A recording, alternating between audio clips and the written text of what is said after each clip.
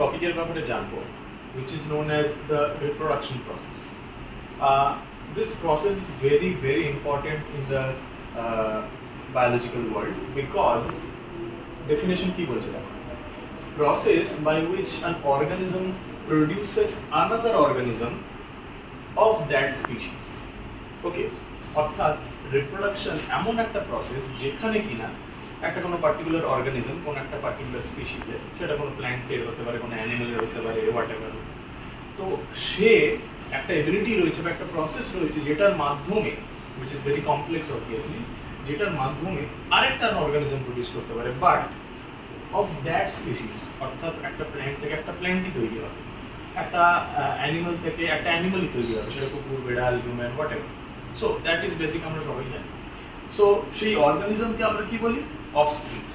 And সেই offspring বা অর্গানিজমটা যার থেকে জন্মাচ্ছে, that is known as the parent organism. Okay, so এই রিপ্রোডাকশন প্রসেসটাকে দুটো বেসিক ক্যাটাগরিতে ভাগ করেছেন সায়েন্টিস্টরা, which is asexual and the sexual process. So আজকে আমরা আলোচনা করব দ্য asexual reproduction প্রসেসের ব্যাপারে। কেন এই প্রসেসটা দিয়ে আমরা আগে শুরু করছি, not the sexual reproduction process? Because দেখো এখানে কিছু ক্যারেক্টারিস্টিক্স বলা রয়েছে। খুব সিম্পল ফর্মে আমি যদি বলি, ফার্স্ট পয়েন্টটাই হচ্ছে যে asexual reproduction is a very simple type of reproduction process. মানে ইন জেনারেল যদি আমি রিপ্রোডাকশন প্রসেসটাকে ভাবতে যাই, তার মধ্যে সব থেকে সিম্পলেস্ট অ্যান্ড সবার আর্লি এবং বা সবার আগে যেটা ডেভেলপ হয়েছিল, that was this asexual reproduction process. Sexual reproduction comparatively is more advanced. That is why এটা পরে আমরা আলোচনা করব।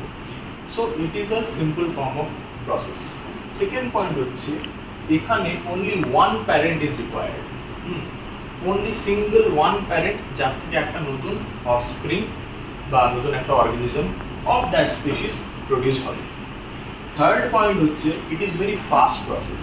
ইয়েস, নেচার এটাকে আগে ডেভেলপ করেছিল, তার কারণ দেখলো যে এটা সিম্পল প্রসেস ছিল, একটাই প্যারেন্ট লাগছে, অ্যান্ড থার্ড একটা স্পেশালিটি রয়েছে যে এটা খুব ফাস্ট হচ্ছে, অর্থাৎ কম টাইম লাগছে। একটা অর্গানিজমের তার স্পিসিসকে যদি বাড়াতে চায়, তার মেম্বার্সকে যদি কেউ বাড়াতে চায়, তাহলে সে যদি অ্যাসেক্সুয়াল রিপ্রোডাকশন ফলো করে, দেন সে খুব কম টাইমে তার স্পিসিস মেম্বারটা বাড়াতে পারবে, which is good for that species.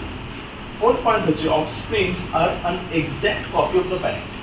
অর্থাৎ হুবহু জেরক্স কপি বলতে গেলে, অর্থাৎ প্যারেন্টটা যেরকম কোয়ালিটির হবে, সে যা কালারের হবে বা তার মধ্যে যা অন্যান্য ক্যারেক্টারিস্টিক্স থাকবে, ওকে, সেই অফস্প্রিং বা অর্গানিজমটা সেই এক্স্যাক্ট হুবহু কার্বন কপি টাইপের হবে। ওকে, ফিফথ পয়েন্ট হচ্ছে it occurs in lower plants and some bacteria and fungus.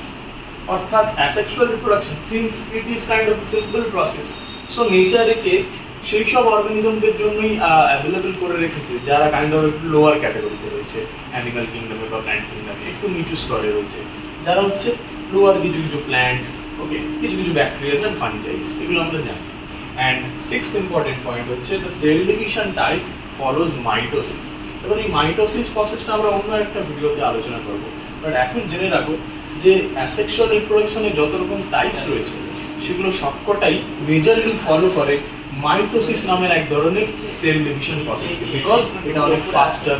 And এই মাইটোসিস প্রসেসে কি হয়, একটা এক্স্যাক্ট কার্বন কপি তৈরি করতে পারে, অর্থাৎ যে যে ক্যারেক্টারিস্টিক্সগুলো দরকার এই প্রসেসটা হতে গেলে সেটাই মাইটোসিস সেল ডিভিশনে রয়েছে। তো আই হোপ স্টুডেন্টস তোমরা একটা বেসিক ওভারভিউটা বুঝতে পেরেছো অ্যাসেক্সুয়াল রিপ্রোডাকশনের। সো তোমাদের কিছু কোয়েশ্চেন্স থাকলে তোমরা ভিডিও নিচে জানিও, and like and share this video.